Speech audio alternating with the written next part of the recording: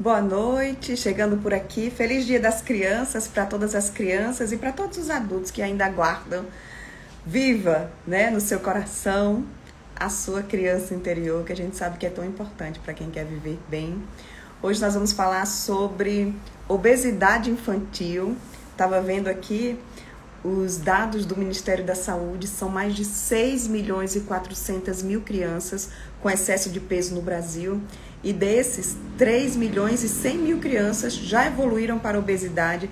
É importante a gente falar sobre isso, é importante que toda a família se comprometa para que essa criança consiga ficar livre da obesidade e também na questão da prevenção. Hoje a gente vai conversar com a doutora Thaisa Macedo, endocrinologista pediatra, endocrinologista infantil. Já está aqui com a gente, doutora Thaisa. Deixa eu convidar para a gente já aproveitar com muita informação. Às 7h30 teremos outra live sobre uropatias na infância, aqui também no Guia Viver Bem. Tudo bom, doutora Thaisa? Oi, Juliana, tudo ótimo. Feliz Dia das Crianças, como é que foi o feriado por aí? Feriado cheio de brincadeiras, foi ótimo. Doutora Thaisa, eu fiquei assustada quando eu olhei essas estatísticas lá do Ministério da Saúde. 6 milhões e 400 mil crianças no Brasil estão com excesso de peso. E aí? O que é que isso Pois, representa para a saúde dessas crianças? pois é, Juliana, imagine que desde 460 anos antes de Cristo, Hipócrates já chamava atenção para o excesso de peso. Ele falava já há muitos anos, antes da OMS determinar a epidemia que estamos vivendo de obesidade, que o excesso de peso, a corpulência, não é um problema em si. A corpulência é um prenúncio de outras doenças. E hoje a gente sabe que a Organização Mundial da Saúde já definiu o grande risco, o grande desafio que é enfrentar a obesidade. A obesidade na criança, quando a criança tem excesso de peso, ela tem 80% de chance de se tornar um adulto com excesso de peso. Na infância, isso já é refletido através de problemas de autoestima, do bem-estar geral, problemas ortopédicos, problemas da ordem tão famosas taxas elevadas que a gente já vê na infância, e no adulto, a principal causa de morte no mundo, que são as doenças cardiovasculares relacionadas ao excesso de peso. Então, a grande importância de identificar e tratar precocemente e, por que não dizer, prevenir a obesidade infantil. Você falou essa questão da criança que é obesa, provavelmente ela pode ser um adulto obeso. Filhos de pais obesos têm mais propensão a desenvolver a obesidade? Eu digo assim, não só a questão de pais obesos, mas os hábitos da família, eles refletem aí nessa probabilidade da criança se tornar obesa? Sim, então a gente diz que a obesidade é uma questão multifatorial. Tem questões genéticas envolvidas, questões metabólicas, ambientais. A gente sabe do grande peso do ambiente e, por isso, o aumento dos níveis atuais, da prevalência atual da obesidade, a gente pode atribuir à mudança do estilo de vida. Mas, respondendo à sua pergunta, quando um dos pais tem excesso de peso, a gente diz que a criança tem 50% de chance de ter excesso de peso. Quando os dois têm, a criança tem 80% de chance de ter o excesso de peso. Quando a criança tem um amigo com excesso de peso, ela também tem 50%. Aí a interferência do ambiente, né? Não vamos afastar os amigos de forma alguma, mas aquele amigo com excesso de peso, ele tem hábitos, né, alimentares, de alimentos mais ultraprocessados, bebidas açucaradas e vai levar aquela criança para o mesmo, né, para o mesmo Mesmo hábito. caminho. Doutora Sim. Thaisa, quando deve começar esse cuidado para a prevenção da obesidade? Quando a criança começa a se alimentar? Então esse cuidado deve começar quando você está se preparando para ter um filho. Então, quando a gente vai fazer uma viagem, a gente prepara a nossa mala e a gente se prepara para o que vai acontecer. Então, na gestação, a gente sabe que o excesso de peso da mãe durante a gestação, diabetes gestacional, hipertensão materna, o tabagismo na gestação, são fatores que predispõem ao excesso de peso da criança que está se formando naquele ambiente, naquele útero materno. Então, se a mãe tem esse diagnóstico, ela já pode se preparar mais, ter mais atenção, né, para aquele bebezinho que está sendo gerado. Então, desde a gestação, devemos ter essa atenção. Num segundo momento, muito importante, quando a criança nasce. Então, quando a criança nasce, o primeiro alimento, nós como pediatras, o primeiro alimento oferecido é o leite materno. Então, o leite materno protege da obesidade infantil. Em algumas condições, ele não pode ser oferecido e a gente deve preferir pela fórmula. O leite de vaca in natura, né, o leite não processado, não adaptado para o bebê, ele também aumenta o risco de obesidade infantil. Então, preferir o leite materno quando não for possível a fórmula adaptada para a criança recém-nascida. Então, essa fase muito importante. Então, o pré-natal, a, a amamentação e a fase seguinte, a introdução alimentar. É a fase que a criança está começando, está aprendendo a se relacionar com os alimentos, né? Está aprendendo a mastigação, o paladar. É uma fase que a gente tem que ter muita paciência, muito amor, muita rede de apoio para conseguir fazer de forma correta, né? Aquela questão de, a mãe muitas vezes na amamentação faz, será que o que está saindo do leite, o volume foi adequado? E ela fica querendo medir o leite que saiu do peito para saber se foi adequado. Então, isso não é necessário, né? Isso é feito através da avaliação do ganho de peso, da altura e do desenvolvimento da própria criança. Né? Doutora Thaisa, tem também aquela questão, né, que a gente vê muito, o bebê é gordinho, aquela coisa de que a criança tem que ser gordinha, porque se tiver magrinha é porque está doente, né, principalmente os bebês. E a gente vê muito bebês que só mamam e que realmente são bem gordinhos. Esses bebês, eles têm mais predisposição para serem obesos ou não? Tem a ver com a quantidade de leite que eles estão mamando? Por que uns não engordam tanto e outros ficam bem gordinhos? Mesmo só tomando leite do peito, só mamando. Então, a gente diz que o acompanhamento mais importante da pediatria é seguir o peso, o ganho de peso e o crescimento da criança, né? Existem gráficos que a gente segue e tem crianças que são naturalmente mais magrinhas e tem crianças naturalmente mais gordinhas. Então, a Sociedade de Pediatria recomenda que o leite materno seja a única alimentação da criança até 6 meses de vida. E, claro, devemos ter atenção com o que a mãe come. Já houve uma época que uma propaganda da Sociedade de Pediatria, o peito da mãe era um sanduíche e a criança estava mamando aquilo. Se a mãe tem uma alimentação mais gordurosa, o leite vai ser também mais gorduroso, né? Mas a gente diz que se a criança está em leite materno exclusivo, né? A mãe está bem orientada pelo seu pediatra, pelo profissional de saúde que está acompanhando, não há uma recomendação específica para que a criança perca peso, não. A gente orienta apenas a alimentação materna adequada, né? Nessa fase não há uma orientação específica. Adiante, na introdução alimentar, aí já muda um pouquinho. Né? No final do primeiro ano de vida, a gente também tem um pouquinho mais de atenção, porque isso muda um pouquinho, né? De acordo com o ganho de peso pelo gráfico que deve ser seguido. Muitas vezes, Juliana, não é percebido. O contrário não é percebido. A mãe não está vendo que a criança está ganhando peso exagerado, ela está achando muito bonitinho, né? E nem foi ao pediatra, nem foi observado isso, né? Então, a percepção da família também deve ter uma ajuda do profissional de saúde para chamar a atenção do o que está sendo oferecido à criança. A gente vê que aqui no Brasil a criança consome muito mais bebida açucarada do que água, né? E Uhum. hoje a recomendação da Sociedade de Pediatria é que a criança só beba suco após 1 ano de vida.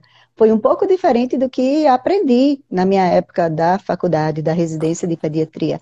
Então, muita coisa mudou e isso precisa ser passado para as famílias, né, com relação à saúde nutricional da criança. Então, vamos trazer orientações para essa fase da introdução alimentar. Quais são os principais erros que as mães cometem nesse momento que terminam aí interferindo negativamente nessa questão da obesidade?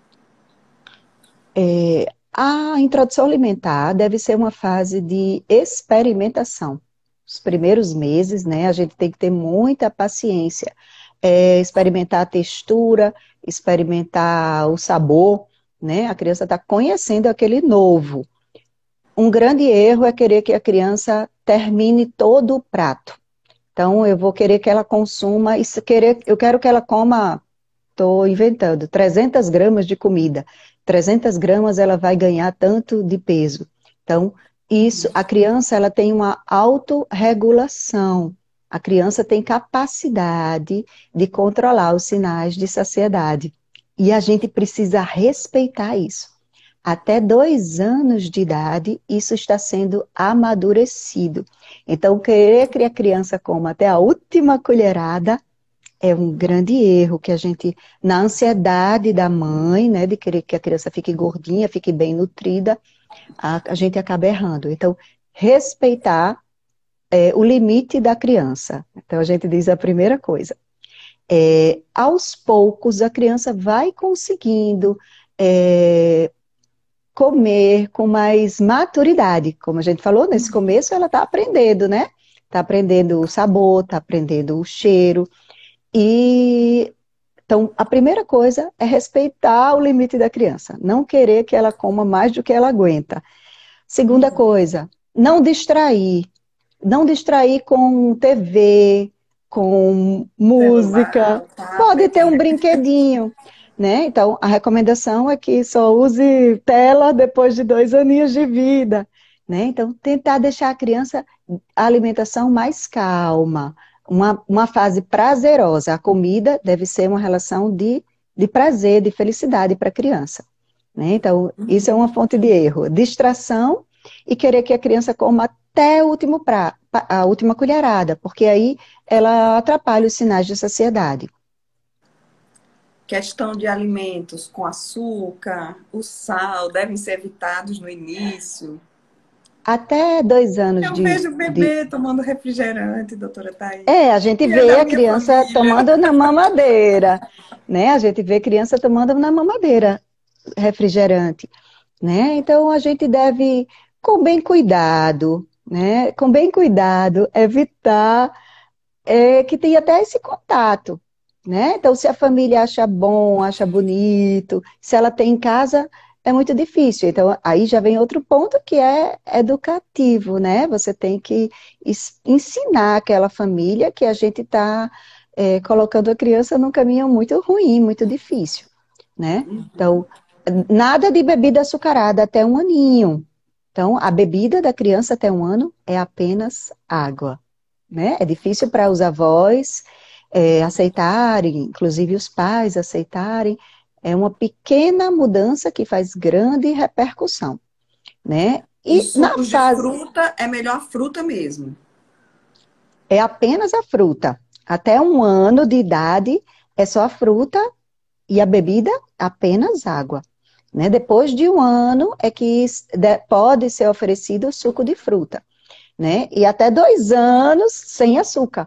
Então, é um aprendizado para a família, para fazer essa mudança, né? Porque a família é acostumada a tomar com açúcar, mas aí a criancinha vai tomar com açúcar e com pouquíssimo sal ou tentar temperar a comida, né? Com ervas, com temperos naturais, né? Também é outro ponto que a gente deve desestimular na família, né? Tempero pronto, de pozinho, que a gente é muito habituado, né? Normalmente, aqui no Nordeste, no Brasil de uma forma geral, né?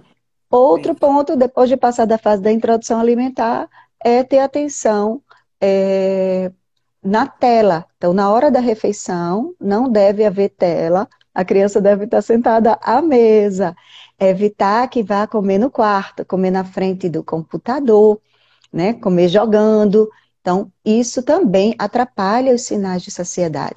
A hora da refeição é uma hora que a família deve estar toda reunida, de preferência, todo mundo conversando, conversando como foi seu dia.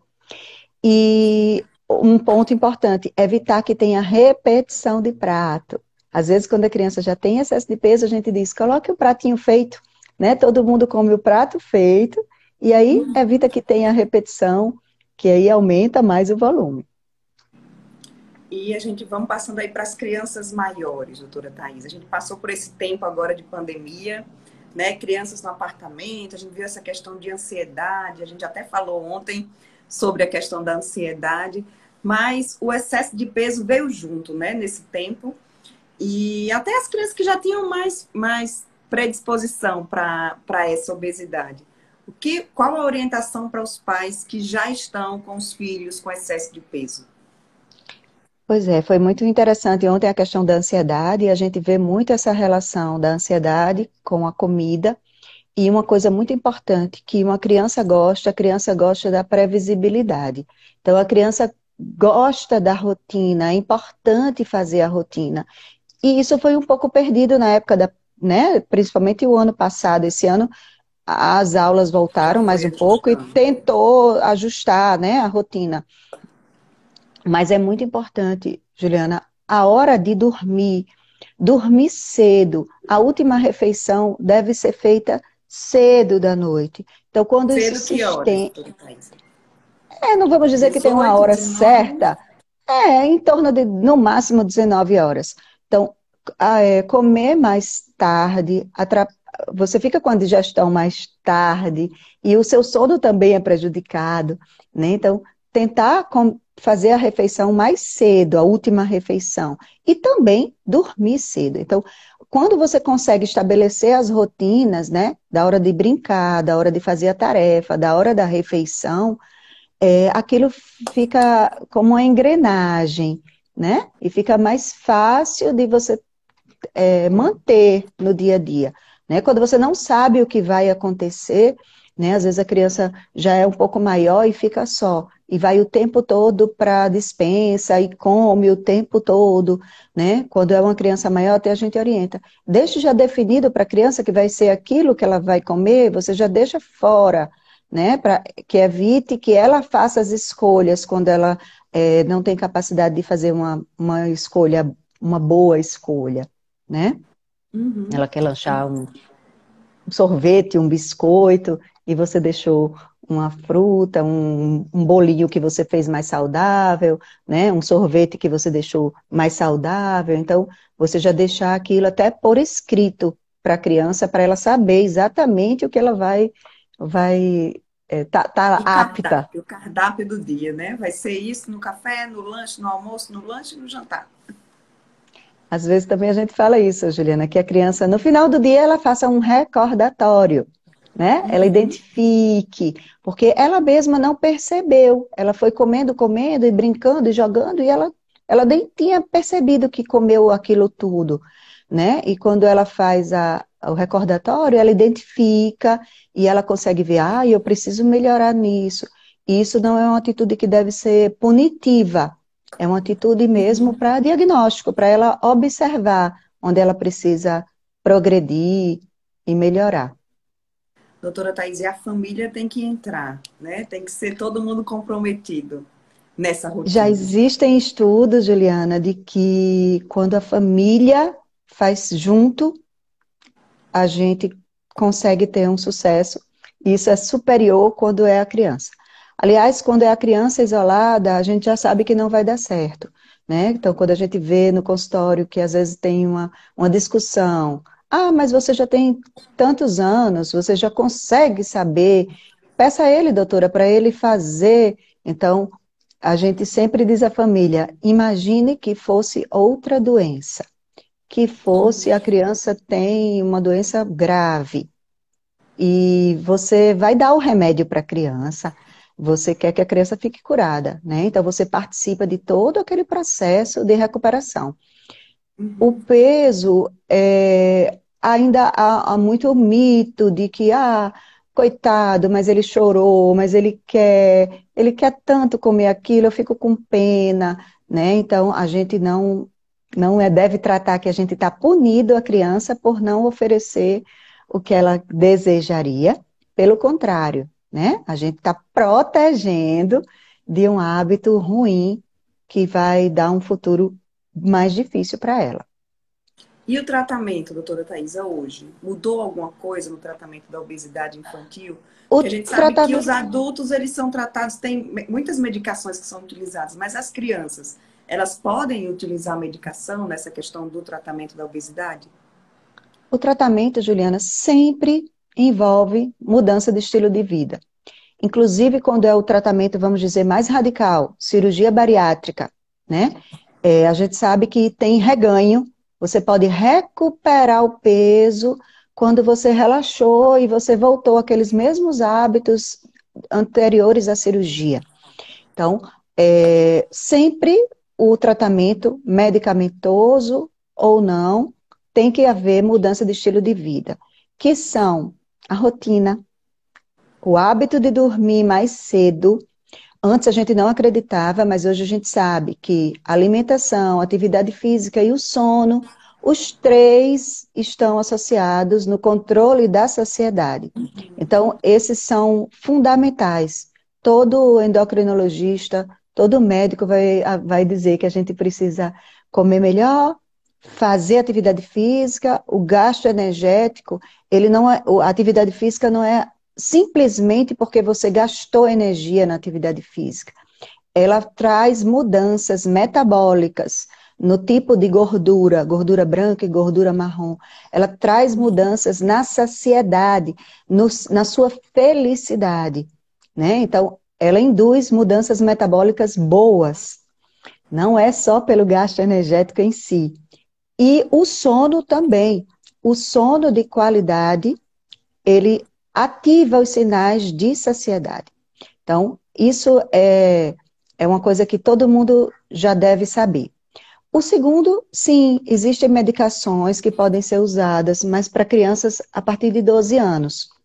Uhum. Nunca é a nossa primeira escolha. A primeira escolha sempre é mudar o jeitinho de viver, porque, como a gente falou, pode recuperar tudo, mesmo com, inclusive, com o máximo do tratamento, que hoje, inclusive, já existe liberação para crianças maiores, depois que atingiu a altura final, fazer cirurgia bariátrica, né? Então, a gente vê que é tão grave, né? A gente fica Uhum. assustado. Mas o excesso de peso pode trazer complicações graves ortopédicas, graves do ponto de vista emocional, e que a gente precisa tomar uma atitude muitas vezes mais séria, né? Por isso que a gente Verdade. fala que a prevenção, quando a gente se prepara para o bebezinho, né? E quando a gente consegue identificar uma pequena, a gente vê no gráfico, a criança está crescendo num ritmo e o ganho de peso é muito maior. E a gente, nesse momento, consegue fazer uma pequena mudança no estilo de vida, a gente já vê uma grande diferença na vida da criança, né? Muda o ritmo daquela criança. Ótimo. Doutora Thaisa, então, né, para a gente terminar aí, a Denise está perguntando se a live vai ficar gravada sim, né? Eu acho interessante porque tem muitas mães que ficam assistindo e querem gravar. Ontem, na ansiedade, essa live precisa ficar gravada que meu marido tem que assistir. Quando pai e mãe não se entendem nessa questão dos hábitos, né? O que fazer, doutora Thaisa? Porque eu É, digo sempre, né? A comida são os adultos que trazem para casa. Se a criança está comendo muito, é porque alguém comprou e geralmente não foi ela, né? Como agir nesse momento? A primeira coisa é que a gente tem que entrar em consenso para o bem da criança, né? Aquela criança está sendo cuidada por adultos e são eles que têm que dizer, a gente quer fazer essa melhora. Eu sempre pergunto na consulta, a criança, você está preocupada com isso? Quando a criança está preocupada e ela quer melhorar, já é a gente tem uma grande arma na mão. Mas se os pais não ajudarem, Juliana, a chance de insucesso é muito grande. Então, eles têm que ser os atores principais. A gente não pode dar a responsabilidade para a criança. A responsabilidade é nossa, dos adultos. Ótimo. Então, para a gente terminar aqui, se você pudesse resumir as principais orientações nessa questão da prevenção da obesidade infantil, o que é que seria, doutora Thaisa? Os três Eu vou pontos dizer principais. 3 pontos principais. Na hora da alimentação, mastigar devagarinho, desligar telas e fazer brincadeiras sempre com seu filho. Coloque seu filho para forrar a cama, coloque seu filho para colocar o lixo para fora, ajudar nas tarefas domésticas, os movimentos do dia a dia, a subir escada, né? Coloque seu filho para brincar, para ser feliz e mostrando a ele que o cuidado com o corpo, o cuidado com a sua autoestima, o seu bem-estar, a gente diz que cuidar dessa casinha que a gente vai morar até ficar velhinho, né? Dá para ele excelentes condições de vida, né? É uma poupança, é uma previdência privada para toda a vida. Ótimo. Quando está na época da escola, né, tem o esporte que termina também incentivando mais. Doutora Thaisa, só para a gente terminar, e quando vai chegando na adolescência? A obesidade também, na adolescência, eles se comprometem mais? Ou geralmente aquela criança que vem com obesidade na infância, como é que é essa transição para a adolescência? Né? Porque a gente sabe que aí vem a questão da autoestima Quanto... e eles começam a querer paquerar, começam a querer ficar mais bonito, e aí entra uma preocupação maior? Sim, quando a criança, quando o adolescente começa a se perceber, né, é um fator positivo, mas a gente não vê isso acontecer espontaneamente, Juliana. A gente vê que quando a criança não consegue melhorar, sempre o ganho de peso vai progredindo. Então, a melhora não é espontânea. Muitas vezes as pessoas dizem, vai chegar o estirão, ele vai crescer e vai melhorar do peso. Isso não acontece espontaneamente. Então, a criança que aos 3 anos ela tem excesso de peso, aos 3 anos, ela tem grandes chances já de se tornar um adulto obeso.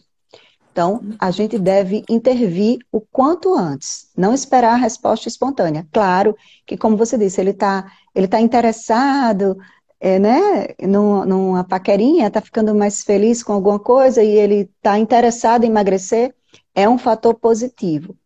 Porém, quando é uma coisa assim, eu vou emagrecer para a festa de fulano de tal, eu quero para o casamento. Passado aquele estímulo, a tendência é voltar ao peso anterior. Então, a gente também tem um certo cuidado, né, quando é um estímulo transitório que fez ele emagrecer. Né? Por isso que a gente diz, você precisa melhorar para você. A criança precisa melhorar para ela, não é para agradar o médico, não é para agradar a mãe, né? Ela precisa melhorar e claro que ela não sabe o que é ter diabetes, o que é ter hipertensão, o que é ter uma doença cardiovascular. E não é isso que a gente vai dizer para a criança, né? A gente tem que dizer isso para as famílias. A criança vai ajudar, mas a família que sabe o que a repercussão, né? A infelicidade de ter uma doença crônica. E a orientação vale para as crianças, para os adolescentes e para os adultos também, né, doutora Thaisa? Sempre é, Juliana. A gente está vivendo a epidemia de coronavírus, estamos com medo do coronavírus, graças a Deus ele está passando, mas a gente vive a epidemia da obesidade, que a doença que mais mata no mundo todo é a doença cardiovascular. E é provocada por estilo de vida. Eu sempre, às vezes, brinco no consultório que a pessoa vai no supermercado e diz, eu vou comprar essa pressão alta, eu vou comprar isso aqui para eu ficar diabético. Então, a gente precisa pensar mais, né? pensar no nosso corpo como uma coisa muito importante para a gente, porque é importante para a nossa felicidade, a nossa saúde é a nossa maior felicidade. A gente só sabe quando a gente perde ou quando uma pessoa nossa perde, né, que a gente vê como era bom quando a gente estava com saúde. Então, a gente tem que ter cuidado dos nossos filhos da mesma forma que a gente pensa na gente. Ótimo. Doutora Thaisa, muito obrigada. A live vai Obrigada ficar também, Juliana. gravada aqui, vai ficar gravada também no nosso canal do YouTube. E você é sempre muito bem-vinda aqui no Guia Viver Bem, falando de obesidade, falando de puberdade precoce, sempre trazendo as orientações que são tão importantes para a criançada. Obrigada, Juliana. Boa noite, obrigada a todos que participaram. Já já, Obrigada 7h30, também. nós teremos a segunda live. Vamos falar sobre uropatias na infância com as neuropediatras, doutora Estela Beatriz, doutora Thais, Nefropediatras. nefropediatras, doutora Estela Beatriz, doutora Thais Cruz e também com a cirurgia infantil, doutora Rita Medeiros. Deixo o convite aqui para Ritinha é minha vocês. prima. É Essa linda. prima, olha que coisa Sim. boa! Então, pronto. Então, já deixo o convite para você também, doutora Thaisa, participar dessa live.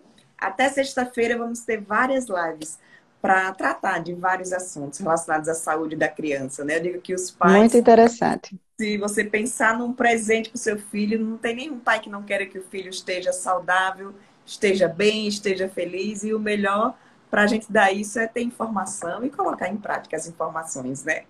Exatamente. E sempre são coisas simples que a gente consegue fazer uma pequena mudança na nossa casa e tem repercussão para toda a família, né? A gente traz bem-estar para toda a família.